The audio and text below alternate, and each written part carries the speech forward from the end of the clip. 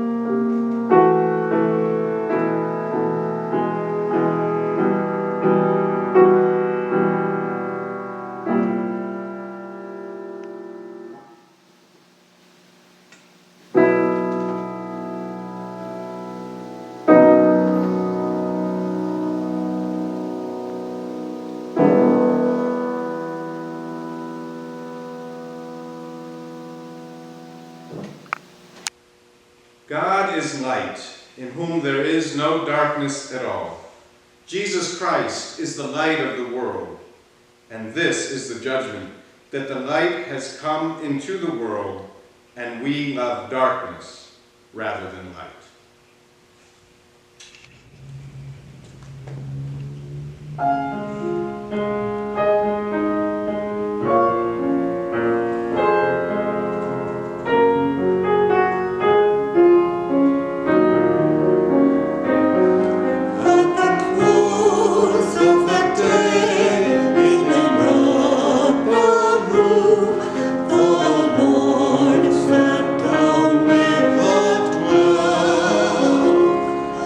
It was then that I told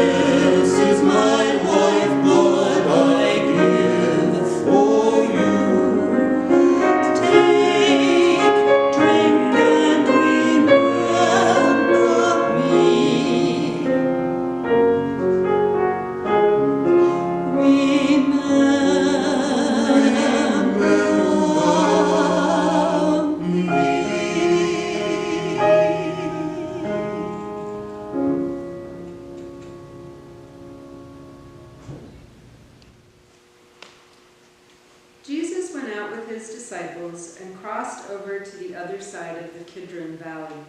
He and his disciples entered a garden there. Judas, his betrayer, also knew the place because Jesus often gathered there with his disciples. Judas brought a company of soldiers and some guards from the chief priests and Pharisees. They came there carrying lanterns, torches, and weapons. Jesus knew everything that was to happen to him, so he went out and asked, "Who are you looking for?" They answered, "Jesus the Nazarene." He said to them, "I am." Judas, his betrayer, was standing with them. When he said, "I am," they shrank back and fell to the ground. He asked them again, "Who are you looking for?" They said, "Jesus the Nazarene." Jesus answered, "I told you I am. If you are looking for me, then let these people go." This was so that the word he had spoken might be fulfilled. "I didn't lose any one of those whom you gave me." Then Simon Peter, who had a sword, drew it and struck the high priest's servant, cutting off his right ear. The servant's name was Malchus. Jesus told Peter, "Put your sword away. Am I not to drink the cup the Father has given me?"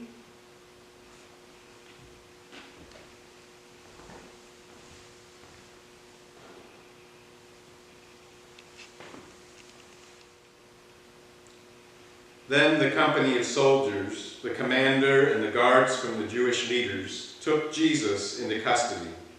They bound him and led him first to Annas. He was the father-in-law of Caiaphas, the high priest that year. Caiaphas was the one who had advised the Jewish leaders that it was better for one person to die for the people.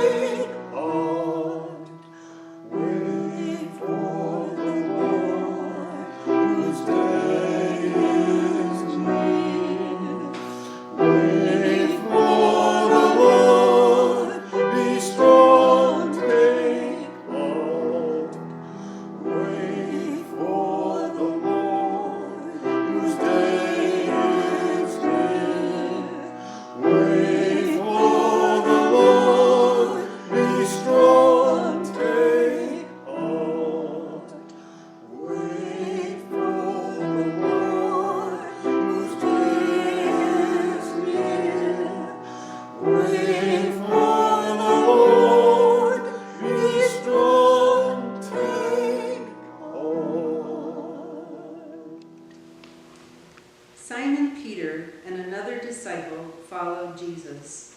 Because this other disciple was known to the high priest, he went with Jesus into the high priest's courtyard. However, Peter stood outside near the gate. Then the other disciple, the one known to the high priest, came out and spoke to the woman stationed at the gate, and she brought Peter in. The servant woman stationed at the gate asked Peter, "Aren't you one of this man's disciples?" "I'm not," he replied. The servants and the guards had made a fire because it was cold. They were standing around it, warming themselves. Peter joined them there, standing by the fire and warming himself.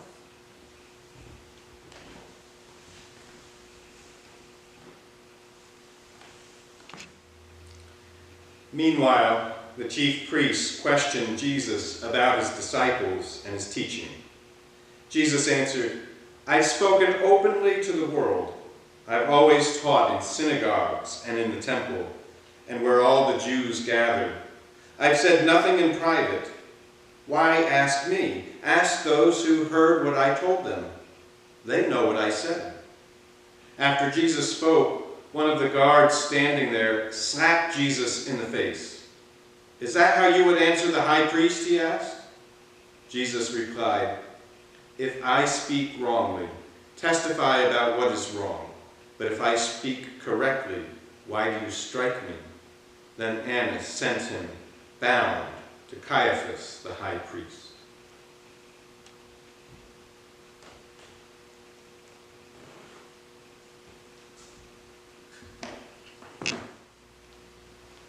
Meanwhile, Simon Peter was still standing with the guards, warming himself.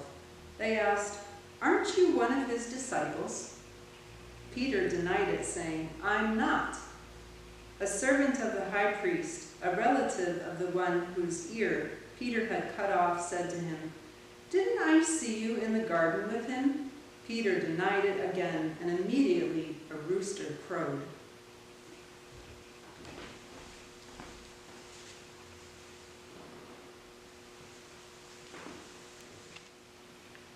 The Jewish leaders led Jesus from Caiaphas to the Roman governor's palace.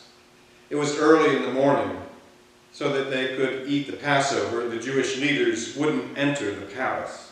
Entering the palace would have made them ritually impure. So Pilate went out to them and asked, "What charge do you bring against this man?" They answered, "If he had done nothing wrong, we wouldn't have handed him over to you." Pilate responded, "Take him yourselves and judge him according to your law."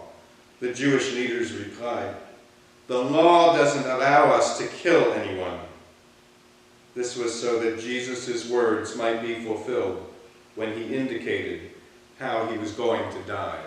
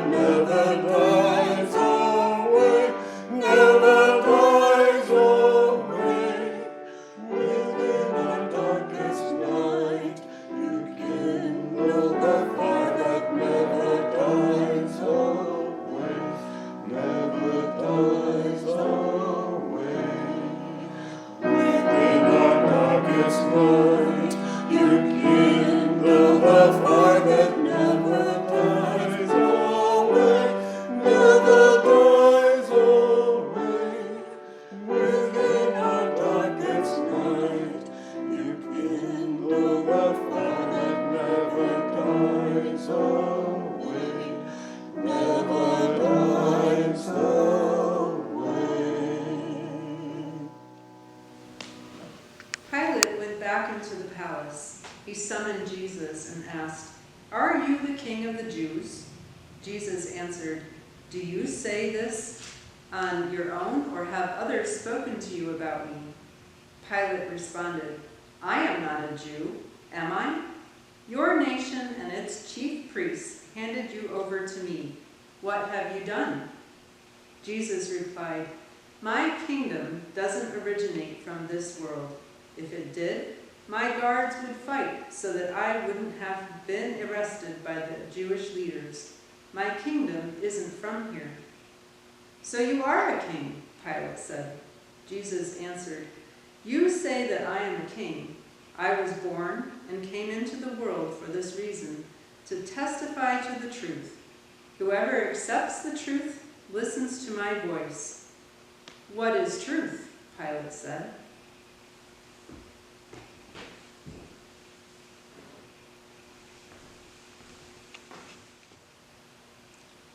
After Pilate said this, he returned to the Jewish leaders and said, "I find no grounds for any charge against him.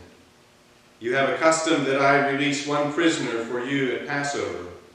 Do you want me to release for you the King of the Jews?" They shouted, "Not this man! Give us Barabbas!" Barabbas was an outlaw.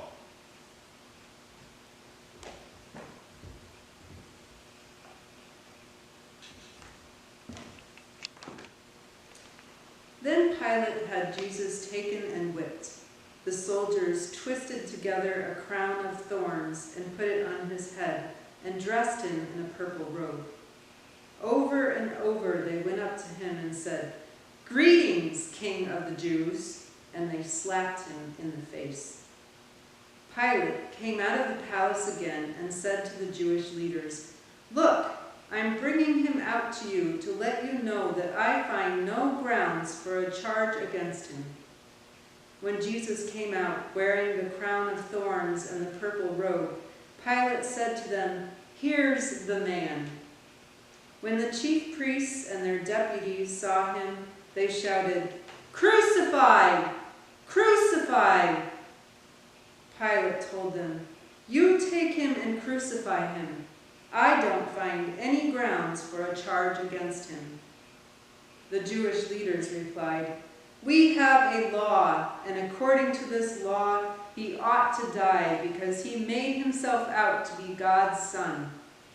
When Pilate heard this word, he was even more afraid. He went back into the residence and spoke to Jesus. "Where are you from?" Jesus didn't answer. So Pilate said, "You won't speak to me? Don't you know that I have authority to release you and also to crucify you?" Jesus replied, "You would have no authority over me if it had not been given to you from above. That's why the one who handed me over to you has the greater sin."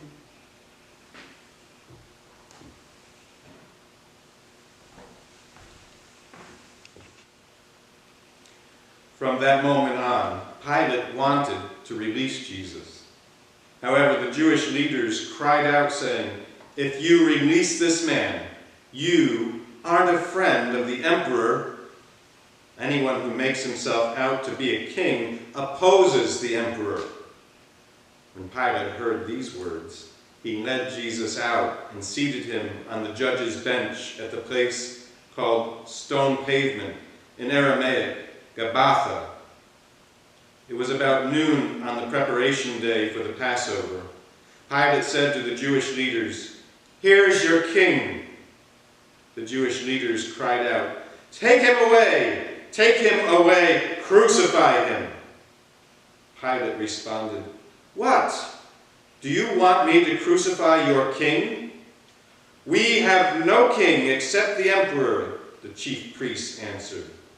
Then Pilate handed Jesus over to be crucified.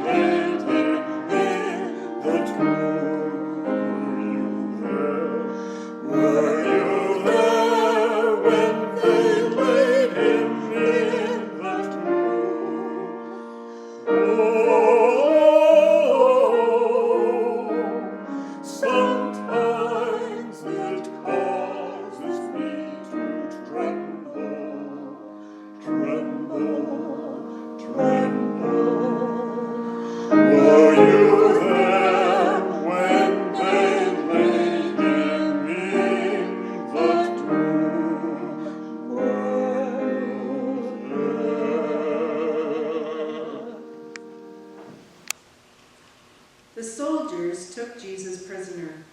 Carrying his cross by himself, he went out to a place called Skull Place, in Aramaic, Golgotha. That's where they crucified him and the two others with him, one on each side and Jesus in the middle. Pilate had a public notice written and posted it on the cross. It read, "Jesus the Nazarene, the King of the Jews." Many of the Jews read this sign, for the place where Jesus was crucified was near the city, and it was written in Aramaic, Latin, and Greek. Therefore, the Jewish priests complained to Pilate, "Don't write the King of the Jews, but this man said, 'I am the King of the Jews.'" Pilate answered, "What I have written, I have written."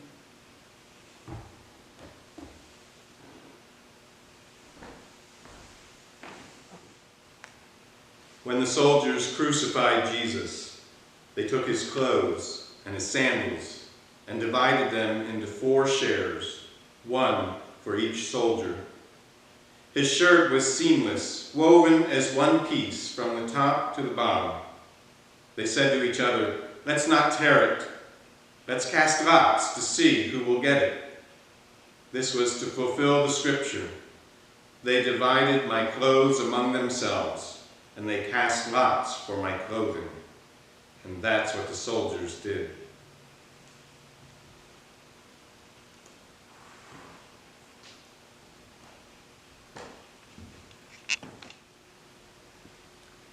Jesus' mother and his mother's sister, Mary the wife of Clopas, and Mary Magdalene stood near the cross.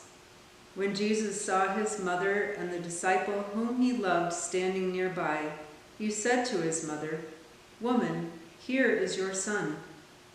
Then he said to the disciple, "Here is your mother." And from that time on, this disciple took her into his home. After this, knowing that everything was already completed, in order to fulfill the scripture, Jesus said, "I am thirsty." A jar full of sour wine was nearby, so the soldiers soaked a sponge in it, placed it on a hyssop branch, and held it up to his lips. When he had received the sour wine, Jesus said, "It is completed." Bowing his head, he gave up his life.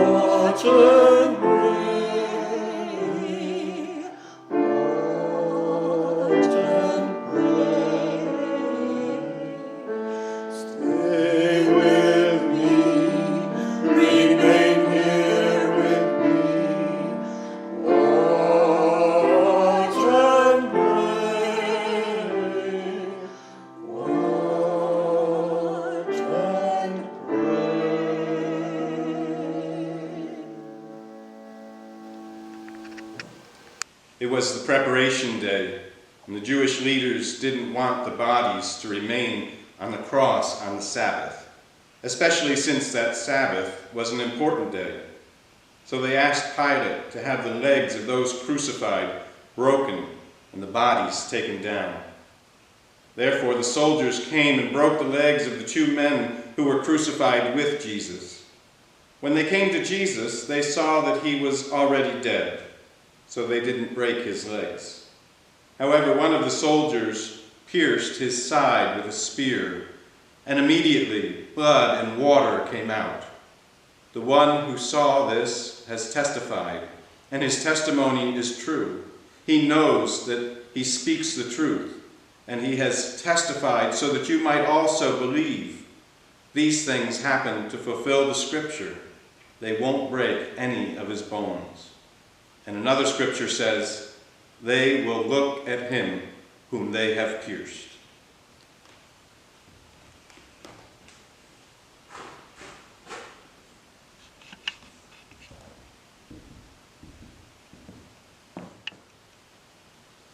After this, Joseph of Arimathea asked Pilate if he could take away the body of Jesus. Joseph was a disciple of Jesus, but a secret one, because he feared the Jewish authorities. Pilate gave him permission, so he came and took the body away. Nicodemus, the one who at first had come to Jesus at night, was there too. He brought a mixture of myrrh and aloe, nearly 75 pounds in all. Following Jewish burial customs, they took Jesus' body and wrapped it with the spices in linen cloths. There was a garden in the place where Jesus was crucified, and in the garden was a new tomb in which no one had ever been laid, because it was the Jewish preparation day, and the tomb was nearby. They laid Jesus in it.